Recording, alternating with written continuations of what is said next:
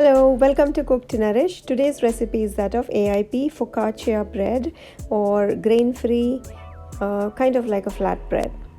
Alright, so we start by taking 2 teaspoons of dry active yeast and adding that to half a cup of warm water.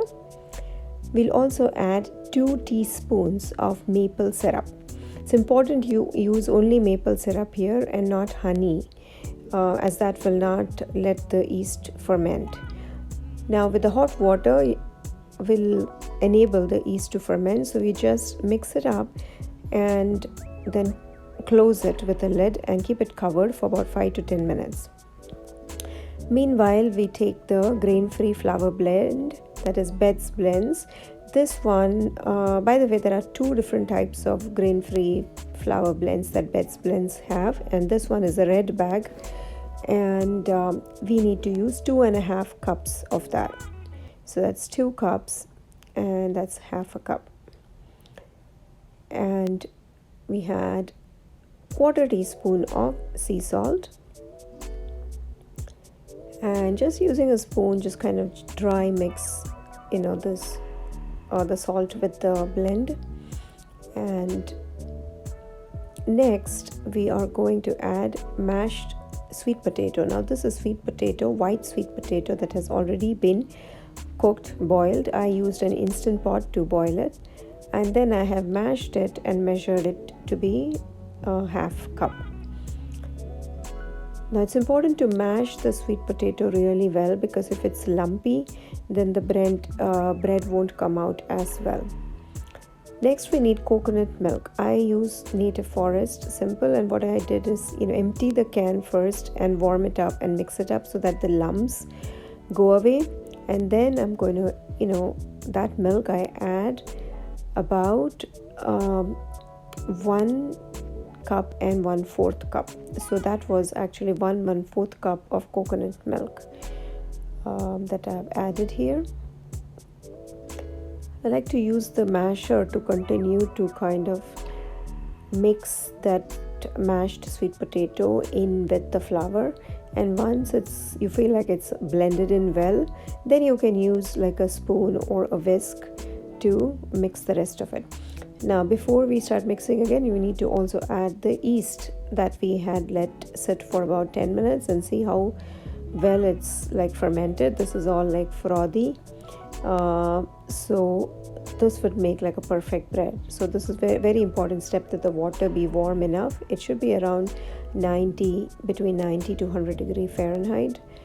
I like to just warm it in a microwave, the water, for 30 seconds and then add the yeast. Okay, so now I'm just using a spoon to mix all that yeast mixture into the flour and the sweet potato mix. As you can see, this mixture is quite sticky, like really runny and sticky. But when you let it sit for a while, then it'll become a little bit thicker. Of course, it'll still be sticky, but it'll thicken up a little bit more as you let it sit. Now before we let it sit for another few minutes, we'll also add a little bit of apple cider vinegar to it. So that's about 2 teaspoons of apple cider vinegar that you have to add to it.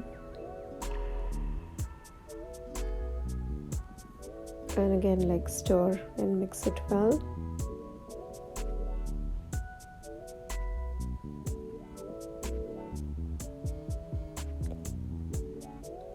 You could also directly just bake it now, but I like to let it sit for another 20 to 30 minutes, so then you get like the really fermented dough.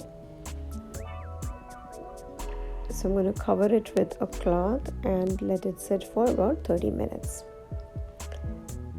Next, you preheat the oven to 350, and then I'm going to add a little bit of olive oil. So here I'm not measuring, as you can see, but I've added about a tablespoon of extra virgin olive oil, so that the stickiness of the dough, the dough becomes a little bit better to handle since it's so sticky.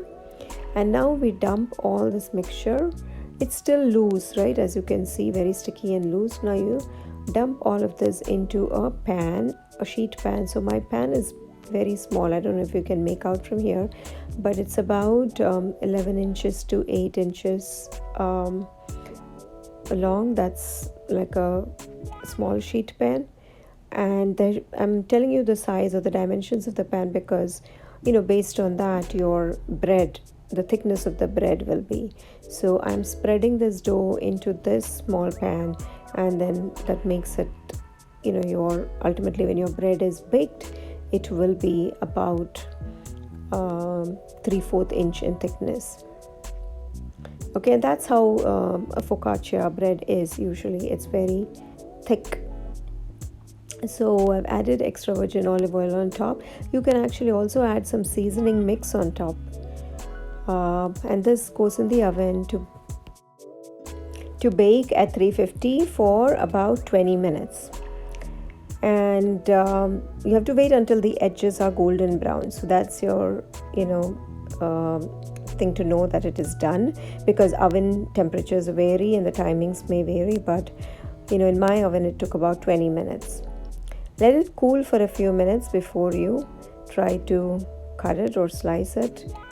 Just want to show you how nice and soft and spongy and thick this bread is. I can't really share with you enough how spongy this bread is. This is by far like the best AIP or grain-free bread that I have made. So that's why I wanted to share this recipe with you. I hope at least the people who can buy this blend are able to try this recipe. Thanks for watching. Don't forget to like and subscribe to my channel. Thank you.